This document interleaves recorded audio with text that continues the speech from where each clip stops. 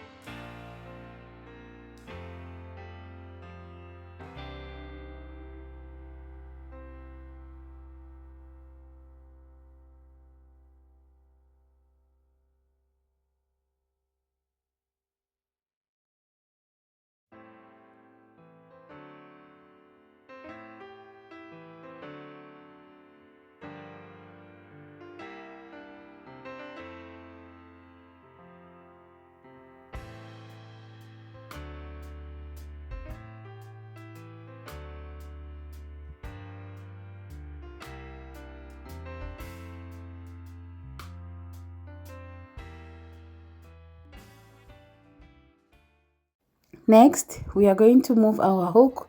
So we are going to slip stitch into the first stitch like so, and then we'll insert our hook into that 2 chain space and slip stitch again. And we are going to chain 3, and again those 3 chains count as our first double crochet, and we are going to do 2 double crochets into that 2 chain space, and we're going to chain 2 again and do 3 double crochets back into the same 2 chain space. And always remember to mark your first double crochet so that it will be easy for you to know where to slip stitch whenever you want to close the round.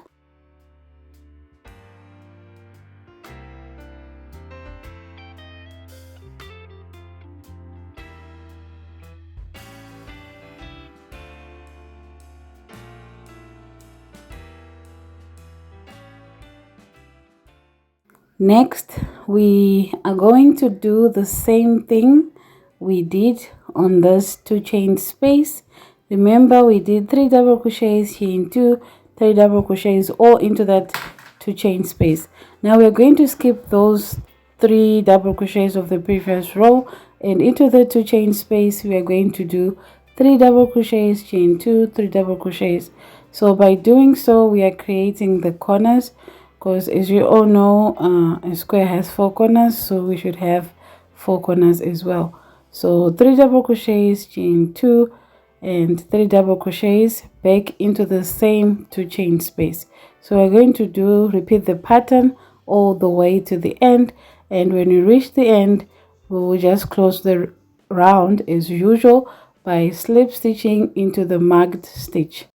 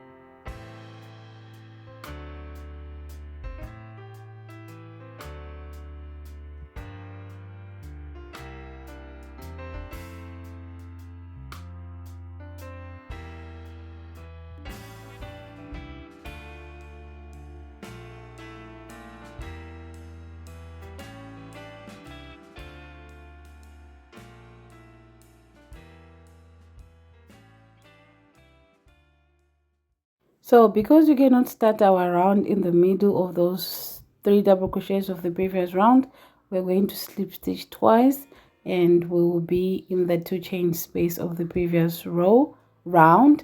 So we're going to chain 3 again and do our 2 double crochets into that 2 chain space, chain 2, 3 double crochets back into that 2 chain space, because remember, this is a corner, and the pattern to do a corner is 3 double crochets, chain 2, 3 double crochets all into the same 2 chain space.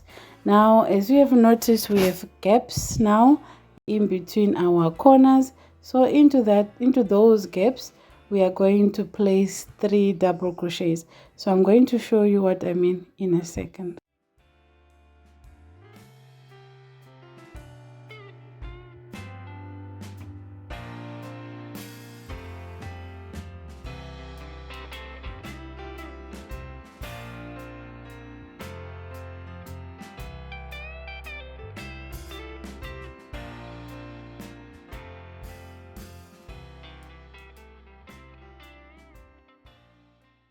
Now, as usual, we are going to skip those 3 double crochets of the previous round, and next to it we have a gap right there. That's where we are going to place 3 double crochets into that gap, and next to that gap we have a corner, and the pattern to do a corner is 3 double crochets, chain 2, 3 double crochets back into that 2 chain space. So this round 3 is a repeat round, so which means you can repeat this round as many times as you want, depending on how you want the square, how big you want the square to be. So you will notice that as you keep on making more rounds, you have a lot of gaps in between your corners. So whenever you encounter a gap, just place 3 double crochets into that gap.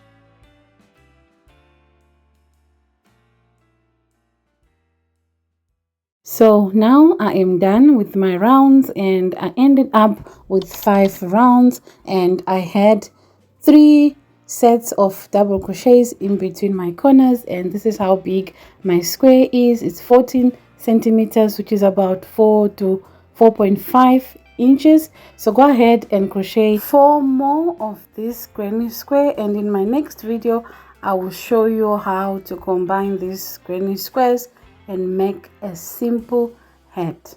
And that's it. Follow for more.